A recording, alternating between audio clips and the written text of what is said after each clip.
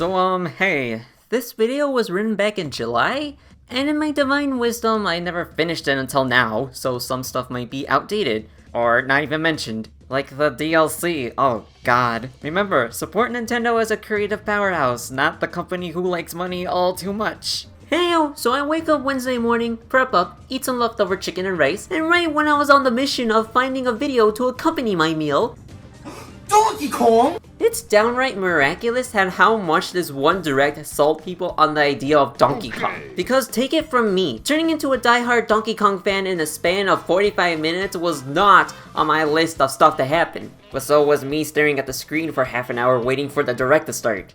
4 hours after it was over. So let's talk about how this Funky Monkey won over the internet after being a pretty dead franchise besides the occasional Mario spinoff.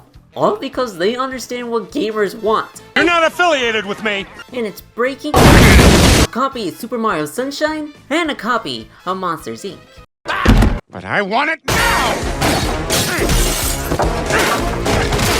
The gameplay itself is just Nintendo pilled in the best way. They have a knack of taking ideas that you've never seen before, keeping it fresh. Like, there's no game really like Pikmin, Luigi's Mansion, Kirby, and Super Smash Bros. Until they came into the scene. I feel like DK really keeps the tradition alive with this destructive gimmick of being able to, encouraged to, break stuff. This game is so refreshing because I think it's the same thing that people said about the Astro Boy game. Sometimes you just don't need super graphics. Maybe I just want to see a funny little guy do something cool that you couldn't do without your game console exploding. Man, just the option to break literally anything in any level and take into account of that as a moveset? That's the cool next step I wanted to see that we really couldn't do before. It really harkens back to Nintendo's innovation for gameplay. They'll boost the graphics for sure, but they really are much more concerned on being quirky and different compared to everyone else and how to add with that. Oh wow, looky here, Nintendo is so innovative! Yeah, I know, it's not that big of a take, but it's something to admire here, alright? But of course, being unique and fun is only part of the equation. Another large contribution here is how... Oh, Super Mario Sunshine, you're as beautiful as the day I lost you.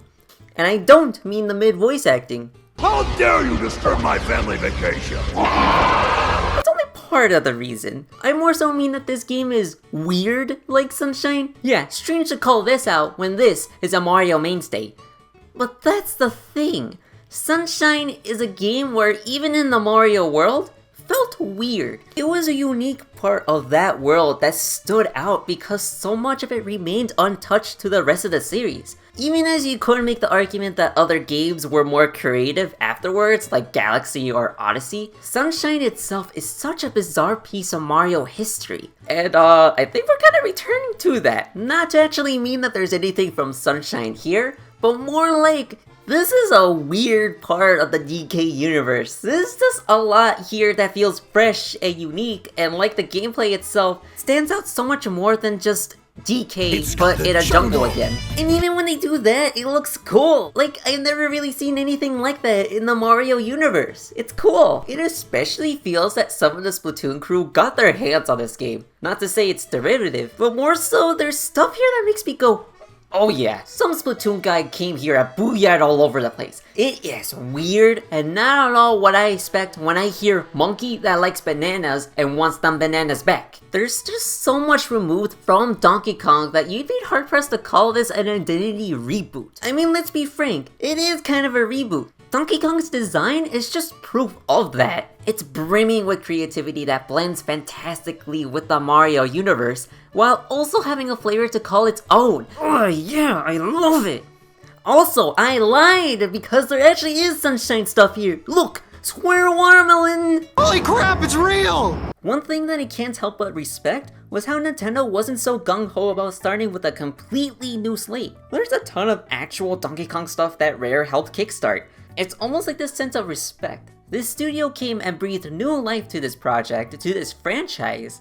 And so instead of taking that for granted and making everything original for the sake of being wholly Nintendo's idea, they instead acknowledge, yeah, these guys had good ideas and essentially revived the franchise. Because let's face it, for a long time, Nintendo's biggest influence on Donkey Kong was creating the damn ape. Everything else was thought up by other studios. There were concepts that just felt wrong to take out and leave behind, something that can be felt with some fans in other games. Especially one choice.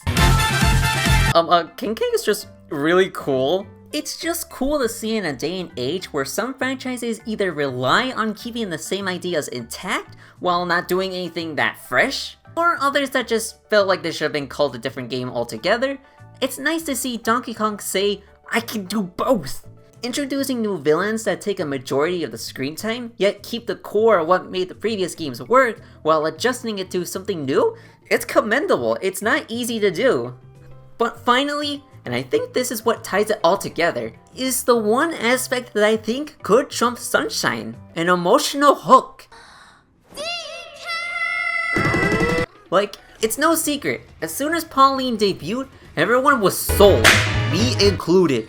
And the main reason for that is because it has an emotional hook, a reason to care. I think this is a clear jump from Sunshine onwards. It definitely had something there, I don't want to dismiss that, but only in short bursts. Galaxy had a story hidden off to the side and was completely optional, and when it was the focus, it was a choice. A lot of Mario games are just no story, gameplay only, and I'm gonna be frank, I could care less about Crappy. This character does nothing for me. Yeah, nobody cares. See you later, Crappy. They are the equivalent to Stuffwell.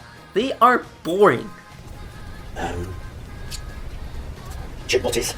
The story would be the same if Cappy was just a normal not speaking hat. I don't know. This isn't like Ochi where like, yeah, this is a living, breathing dog with me. This isn't like Bananza where, oh yeah, this is a real person with me that's hopping along with the adventure. Cappy is the equivalent of like a Zelda NPC that follows you all the time. And to be honest, I don't care about him. He has like one good speech when you 100% the game, but like, I need more than that. I need more. I feel like, unlike Cappy, Pauline is a good motivator. Like, yeah, I want to get her home. She's adorable, and she's an actual character with fears, and she's helpful to the story, and like, this isn't merely a thing that the game ignores until the end.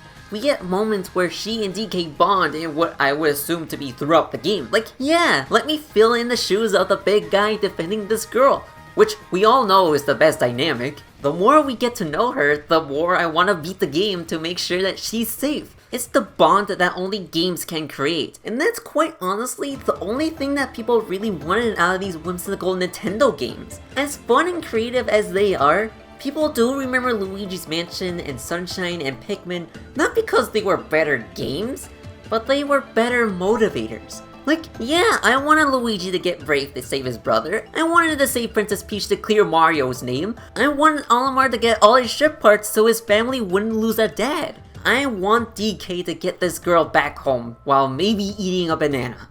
And that's really something I couldn't have not said about any other Donkey Kong game. And sure, maybe it's enough to want DK to get his bananas back and beat up those who stole them. But for many people, I think it's appreciated when some games go the extra mile to be different, to be unique, to have a reason to remember them.